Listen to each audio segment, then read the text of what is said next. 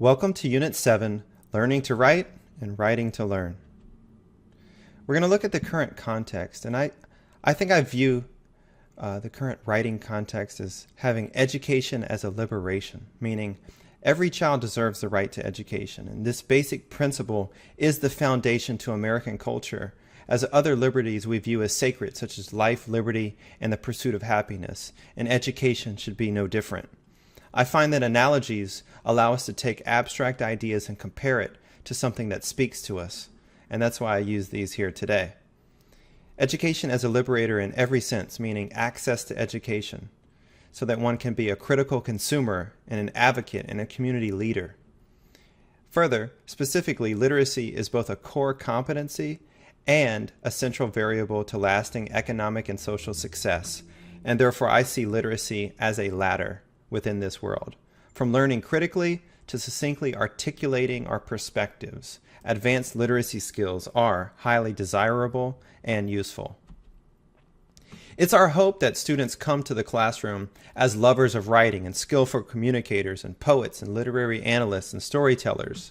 However, we know that that's not always necessarily the case, and it's incumbent upon ourselves to take the initiative to begin that process of modeling how to become these and how students can become more skillful and knowledgeable about why writing is a cornerstone to success in school and beyond. Oftentimes we see writing as a hurdle, or at least our students do anyway, and they have disinterest and difficulty, and they don't really view writing as an opportunity. Instead, again, as I said before, they see it as a punishment, as a consequence, as writing lines, and as a result, they become disinterested in writing altogether. And this disinterest can remain for a lifetime. Those experiences are rarely forgotten, both positive and negative ones. And so good writing is difficult because it's both an art and a science. There's no study guide. Difficulties emerge from endless stylistic manuals and grammar rules. Despite the best writers are avid readers, and playing with language emerges from knowing multiple ways to express oneself through text. So today's focus is about engaging learners from the outset, enhancing opportunities for descriptive writing, and adding complexity to disciplinary writing. If we think about Lin-Manuel Miranda, the composer, lyricist, and former star of Hamilton, this person took American history and represented it through a cast of mostly African American and Latino and Latina actors and told it through hip hop. And while teachers might not be able to represent the same feat, they can enliven traditional lessons through jolts. Jolts are really part of a larger attraction theory that I composed and created in 2014, whereby students are attracted to content learning when they're enthusiastic about what you're showing them. And so if we go back to the schematic here, if I were to tell you about mud skippers and show you a video link on YouTube from National Geographic about an amphibious fish that can breathe and walk on land, and it can jump up to I think 13 inches high. And these sorts of things to introduce a lesson on fish or different types of different types of aquatic nature allows students to become more curious, and therefore they're likely to try to retrieve explanations for that jolt, that conflict of interest with what they previously understood to be a fish. And so you would show them counterexamples in order for them to clarify and clear up any misconceptions they have over fish versus amphibious fish. And only then can these ideas be embedded within our schemata. And that's how we become attracted to content and in turn learn to a greater extent. So back to the content curiosity part. Here, we have to be enthusiastic about what we're sharing in terms of what we've learned, what we've found with others, and really see writing as a vehicle or a platform from which to do so, to be able to share information and disseminate it with others, whether those be peers in higher education or our students with whom we serve. So maintaining this newfound excitement, that is the real challenge, because it's much easier to motivate one than to maintain that motivation over long periods of time. Therefore, our feedback to students has to not only be authentic, but it needs to be cyclical, and it needs to happen in loops, whereby we serve as writing coaches and mentors to students, whereby the process is just as much valued as the product. And we have to embrace that we're all writers. That mentality is crucial to develop within our students that we serve. So the success is a result of the learner and the teacher reaching common goals. Obviously, success is the greatest motivator, and motivation breeds further success. So what type of literacy teachers do we see ourselves as? Do we look for what's right or what's wrong on the page? Do you carry a red pen with you? Or do you carry an empathetic disposition to provide constructive feedback from building upon learners' strengths and individual characteristics? And that sense of mentoring really starts with teaching the ins and outs of effective writing. One such way is through the use of expanded moments that we see as a popular technique in books, stories, songs, etc.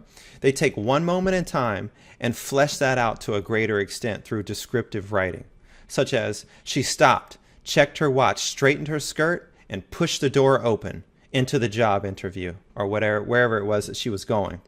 And that sort of rich detail can allow students to think to themselves, hey, this is an important part of the story. I need to focus in further.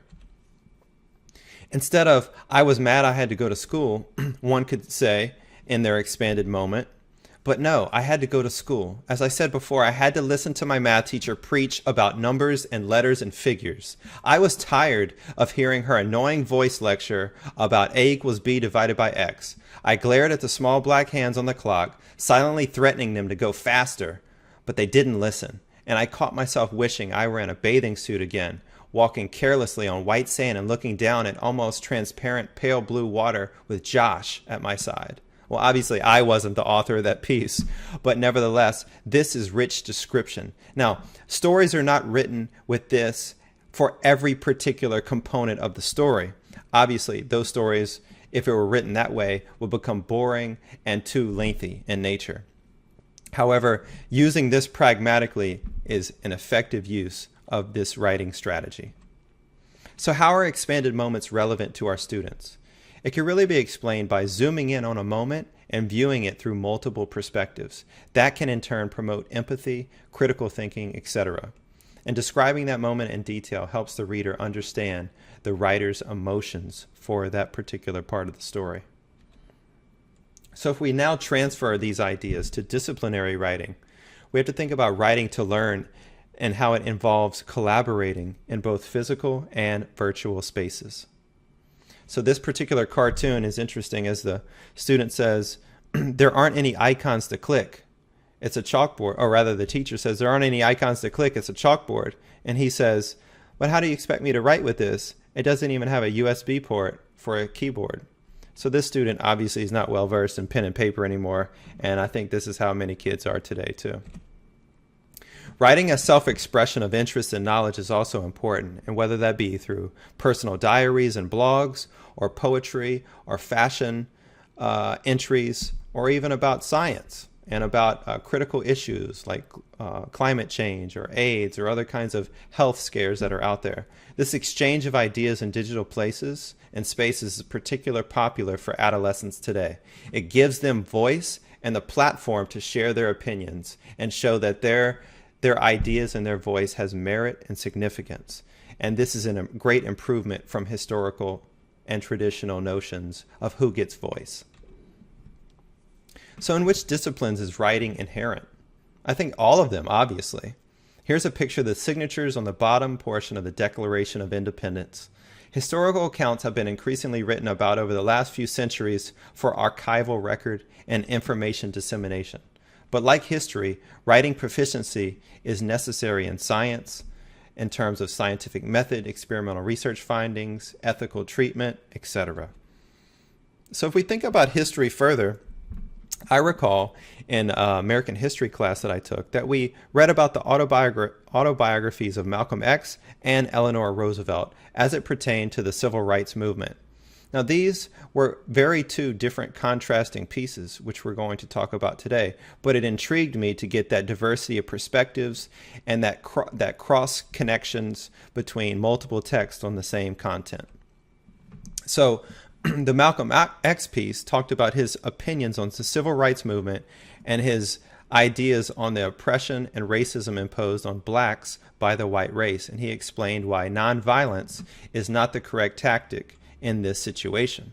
Whereas Eleanor Roosevelt was a champion of the downtrodden, and she also drew upon her experiences as being the first lady in the United States. And she thought that she, as a powerful force, that she would be able to head up women's organizations and youth movements to combat these same issues, but from a very different perspective and using different techniques. So how might our own power and influence be used for righteous causes in our classrooms? That's something that you should always think about. If we were to go in mathematics and see how writing is relevant there, there's some new interesting software and hardware that's recently been adopted by the National Basketball Association. And this programming is called Sport View Systems. Now, in these systems, they record each and every move 25 times a second from every player from, I think, 25 different cameras in every arena. And they're able to tell you not only people's shooting percentage and their average, but also the shooting average after one dribble, after two dribbles, after passing it 3 times, with a defender within 3 feet, within 5 feet, etc. And this Sport View technology can actually consider both factors at once, such as who passed him the ball, how many minutes he had been on the court, how many miles he'd run in that game prior to that shot. So these amazing analytical abilities are able to be disseminated to teams because they subscribe by paying millions of dollars per year to this technology. With that said, we can have an alternative text to this article with another article about how Charles Barkley, a former famous basketball player, doesn't back down, and he feels that analytics are not what's most important in basketball. He says he's not anti-analytical, but he thinks basketball is more about talent and coaching. He says he doesn't have a problem with anything today, and he never has. He still believes the game's about talent.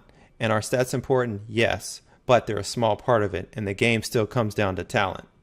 So he disagrees with all the teams that use the Sport View technology and advanced statistics and analytics to be able to look at these issues. So these are competitive texts. These are different perspectives, much like the Malcolm X and Eleanor Roosevelt. This is the Sport View versus Charles Barkley. And so these are current pieces that use mathematics in a larger field of literacy that can allow people to converse about these topics and write about their opinions based on evidence base and who they most closely align their opinions with.